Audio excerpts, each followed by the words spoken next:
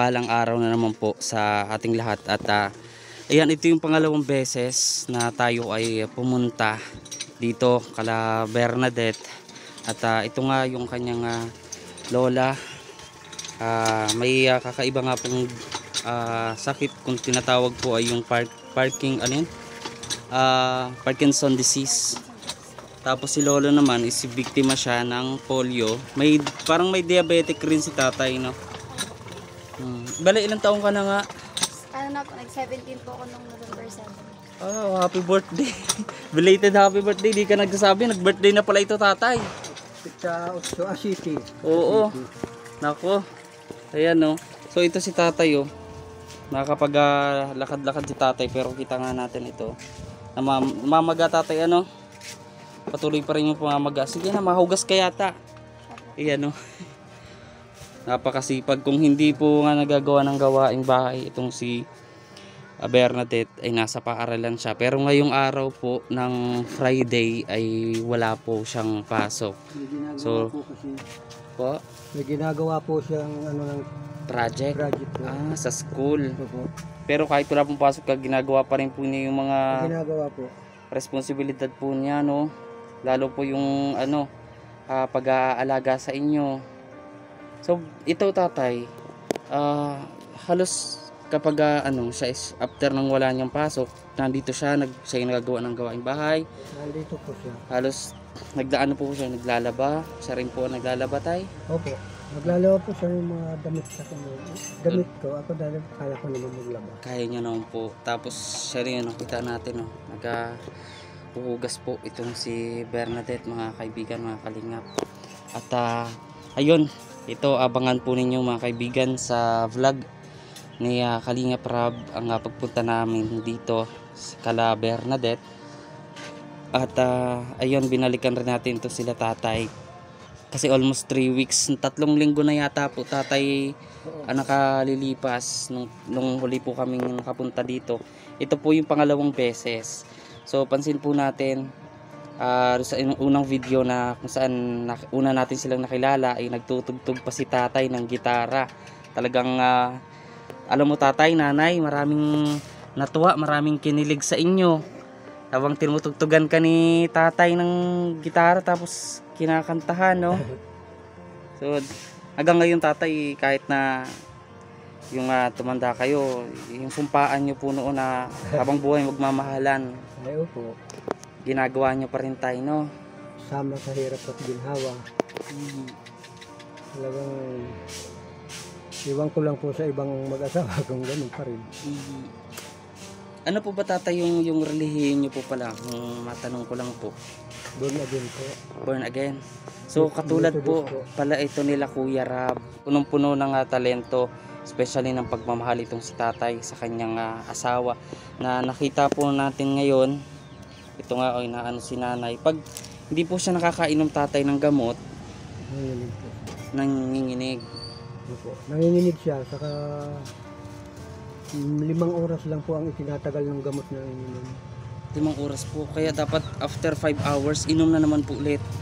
Opo, ay kaso po hindi naman po kami pwedeng wala naman po maisusuporta ng gamot. Kaya mahal pati po ang isa. 2 beses lang po sa isang araw ang inom. Alas 7 ng gabi, alas 7 ng umaga. So pagka ganito na tatay, nag-aano siya, parang nagkanginginig, hindi siya nakainom ng gamot nito? Hindi po. Wala. Hanggang mamaya pa siyang alas 7. Alas 7. Iinom siya ng gamot So, mamaya alas 7. madaling salita tatay, tinitiis po ni nanay yung ilang oras na panginginig niya. Opo, hanggang alas 7 ng gabi. Kasi yun nga po, kumbaga kulang naman po yung gamot. Opo. Last po yung ininom niya kaninang umaga, last yun na gamot. Opo. Kaya nagdilihin naman yung anak ko kanina na pambili na, nagpunta yung asawa sa labo, sa Mercury. Yung Ngayon, kapatid po ni ni Bernadette. Tiya po, tiya. Tiyahin. Opo. Kaya Pero, bumili ng gamot ngayon. Mga ilang piraso po yun, tay? Mabibili na siguro mga 12 piraso. 12. Dahil magkano yata ang isa nun? Parang 50 pesos 50 po. po mahigit po, 53. Grabe po, no? mahal kaya hindi Tapos- ko makainom ng Tapos isa pa to mga kalingap mga kaibigan ay hindi lang po si nanay ang meron pong karamdaman kung hindi rin ito si tatay. Pansin ko kay tatay parang may diabetic ka rin tatay. Meron po ako na galing po ako nung isang araw nung nakaraang linggo sa Talubatib, provincial. Malayo po yun. Diabetic po ano po ako tingin po sa dugo. May diabetes po. Opo, dito tatay, ito po mga kaibigan yung pangalan ni tatay. Bali, ito po tatay sa polio naman po ito. Opo, hapon yun. Ayan. So, ayan po mga kaibigan, mga kalingap.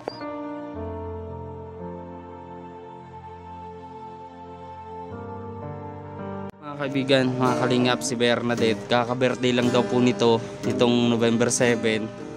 Ayun, hindi.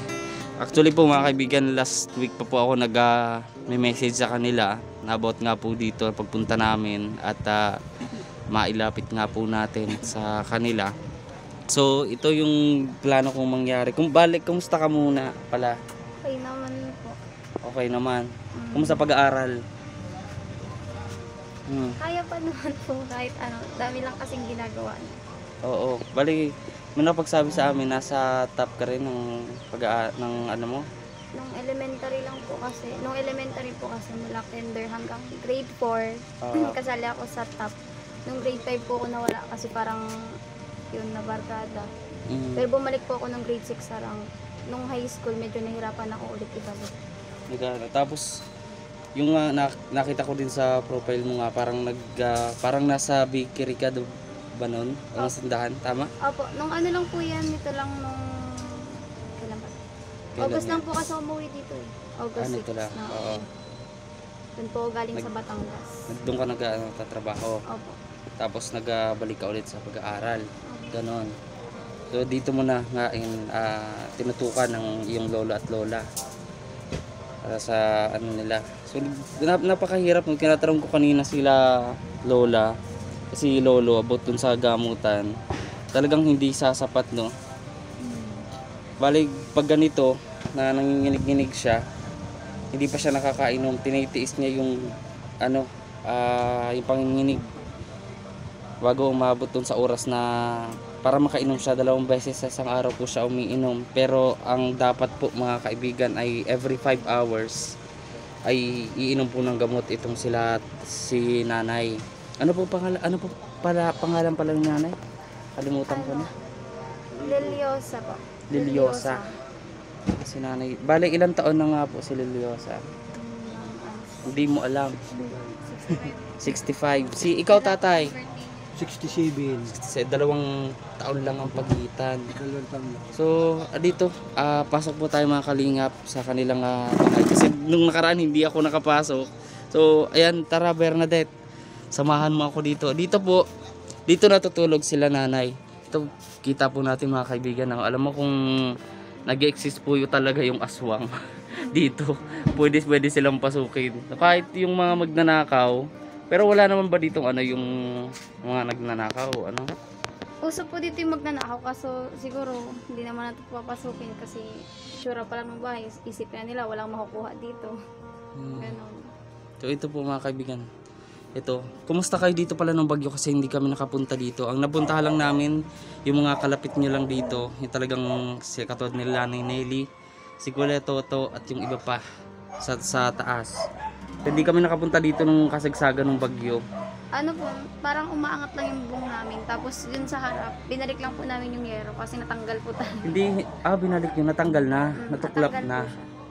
So hindi naman kayo dito, hindi kayo lumikas? Sila po naglipat dun sa kabila kasi basa na po to lahat. As in lahat po dito yung basa na kasi sa Ampias doon. Pansin natin mga kaibigan, Dito din. ayan nilagyan na lang nila ng transparent na plastic para syempre kahit paano yung liwanag pa din, may liwanag pa din. So ayun, para hindi magbaha dito, yun na lang po yung nilagay nila. So ito pong yero pong ito, bago lang po ito, mga 6 na piraso po. So ayun, bali dito naghihiga sila nanay, sila tatay. Si mama po. Yung lola ko po dito, tas yung lolo ko sa Lakasya. Ay, nandyan si mama mo. Ay, Since mama birth. mo. Basta mga ilang months pa lang nasa kanya na po. Kaya mama po yung tawag ko sa kanya. Ang tawag mo kay lola mo mama. So yung tungkol nga pala doon kasi nung last time baga si mama mo nabanggit mo noon. Medyo na naging emotional ka noon. So at until now hindi pa kayo okay ni mama. Okay naman po kasi Okay na. ano lang, hindi ko lang nakakalimutan. Pero okay naman po, nakakausap, nakakabanding, ganun. Pero yung Anong syempre, anong yung hindi mo nakaraan po, hindi nakakalimutan? ko nakakalimutan yung mga nangyari nung dati. Tulad ng Masyado kasi nga na yun. Oh. O sige, wag na natin pag-usapan 'yun. Masyadong, Basta pero ngayon kahit pa paano nag-uusap naman kayo ni mama mo. Opo. So yun yung importante, lalo at magpapasko. So kaya po mga kaibigan, mga kalingap, ito nilapit ko po kala Kalingap Rab, kala Kuya Rab para matulungan po sila kasi tayo po mga kaibigan ay hindi small YouTuber pa lang po tayo mga kaibigan, hindi natin kaya pa yung makapagpagawa ng pabahay at mga ilang pang kailangan. So ayun, ano po natin kay Kalingap Rab kasi yun naman po mabait naman po mga kaibigan. Kaya pagka isang sabi ko lang agad-agad nag-reply si Kuya Rab at salamat ako. So hintay-hintay lang po natin yun.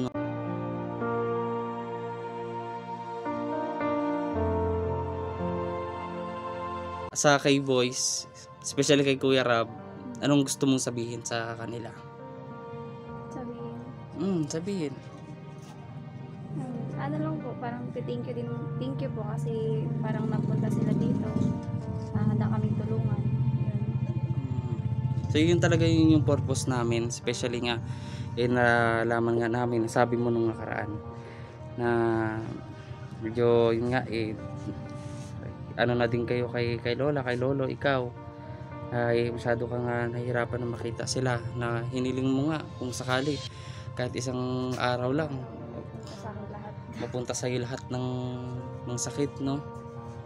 Kasi ang hirap pagka minsan ba madaling araw tulog na kayo, inaatake si lola, ano yung kadalasang ginagawa nyo? Ano yung ginagawa mo para kahit paano ma-relieve yung nararamdaman Minsan ni po lola? kasi syempre iniisip ko na may pasok ako bukas. Tapos may narinig ko siya natawag si Papa. Hindi naman po yan naririnig, kaya kahit parang nakapikit pa ako, matayo na ako, tatawagin ko si Papa.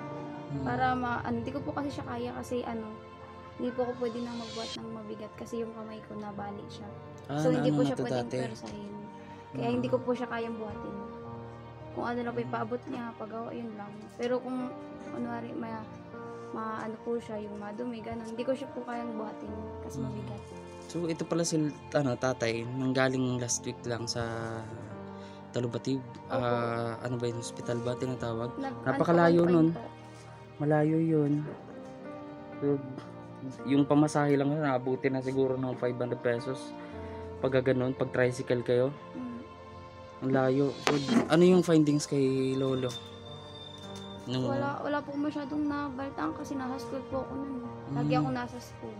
Bali pinahinahati mo nga lang din yung oras mo. Katulad ngayon wala kang pasok. May pasok po talaga ako ngayon. Kaso nag-absent po ako kasi ang dami pong gawa na binigay. So para magawa ko po siya ng ngayon. Ano po, nag-absent po ako. Mahirap patiin, no? Mahirap at syempre mabantay ka pa kay lola, kay lolo. So ayun po mga kaibigan. At napanood ba? Napanood nyo ba yung last na vlog natin? Okay. Yung ano-anong masasabi mo sa mga nagko-komento lalo at may mga ilan tayo nga na kapag sinend ko, in-upload ko yung video katulad nito ni Bernadette. Dati nakikita ko ang pinakamaraming nanonood sa vlog ko, sa video ko ay mga babae. Dun sa video ni Bernadette, halos lahat lalaki po mga kaibigan, mga kalingap. Ay hindi ko po alam kung anong nangyari. Ewan ko, parang marami nagsasabi ito, sabihin na natin. Totoo naman maganda ka daw. Nababasa mo ba yung mga komento? Opo, pero natatawa na lang ako, sir, hindi ako maganda. Hindi yan totoo. Tapos yun nga po, dahil dun sa video, yung mga kaklase ko. Mga kaklase ko, opo. Minsan sinisave nila tapos piniplay dun sa TV. Kaso nahiya ako kaya pinakapatay ko sa akin ko ipatay niya nakakahiya. So ayun po pala mga kaibigan, pag Saturday, Sunday nasa simbahan ka. Minsan kaya sa simbahan. Pag may Saan ba yung simbahan dito? doon po yun sa Purok 4 po. Sa sentro ba yun? Eh, May malayo. pataas, Methodist po. Malayo pa. Diyan lang po sa sentro. As dire-diretso lang to, itong daan na to. Yung plaza po doon. So ito po mga kaibigan, mga kalingap, bago po matapos ang ating vlog na ito. At pangalawang beses na pagpunta natin dito kala Bernadette ay hayaan po natin na makapagbigay ng konting mensahe si Bernadette mula para sa inyo po mga kaibigan, mga kalingap na nanonood, and especially sa kanyang idolo na si Kalingap Rab. So ayan Bernadette. Gusto ko lang po sabihin na sana po matulungan po talaga kami. Tsaka si mama na kahit sinabi po ng doktor na hindi na makaka-recover, sana po matulungan na maka-recover po ulit si mama. Kung tinapat na kayo ng doktor? Wala na daw pong kagalingan pero sana meron pa pong solusyon. Baka nagkamali lang. Ganun. Di ba kayo kumbaga pa second opinion sa ibang doktor? Isang Yun lang doktor po, lang hindi ba? po sure, pero sabi po kasi ng tita ko na, yun po kasi yung tita ko laging kasama ng lola ko pag naka-confine or papacheck up, yan po yung kasama. So siya po lahat ang nakakalam. So, ano yung nararamdaman mo nung tinapat na kayo ni Doc na... Siyempre po, parang nakakalungkot kasi hindi na makakabalik sa dati na makakalakad pa ng maayos si mama. Parang hanggang sa wala na lang siya, nakaganyan na, hindi na niya nagawa lahat ng gusto niya. Parang hirap no, kasi parang yung sakit po sa batuban, yung tinatawag na dialysis, parang ganun pang forever na po yun eh. So ayun, ngayon ko lang nalaman na tinapat na pala kayo ng doktor tungkol doon, pero malay natin eh, ibang plano ang Diyos. Totoong milagro, totoong himala, at sana ito ay paano nga makapagtulong tayo dito sa lolo at lola ni Bernadette, na siya po nga sa ngayon nag-aalaga sa kanyang lolo at lola, pinagsasabay ang pag-aaral at buti hindi mo naisip na magbalik sa extra. Babalik po sana talaga ako nun. Kasi sabi ko, pagbalik ko, kasi na pwede mo pala po siyang uminom ng 3 times a day. So dahil gusto kong 3 times a day yung gamot niya, parang gusto ko bumalik. Sabi ko pagbalik ko ng Batangas, 3 times a day na yung inom ng gamot mo. Pero parang naisip ko kasi po yung sa school, parang nakakamiss. Tsaka iba rin po yung trabaho mo pag natapos na ako nito. Mas lalo ka makakapagbigay ng tulong.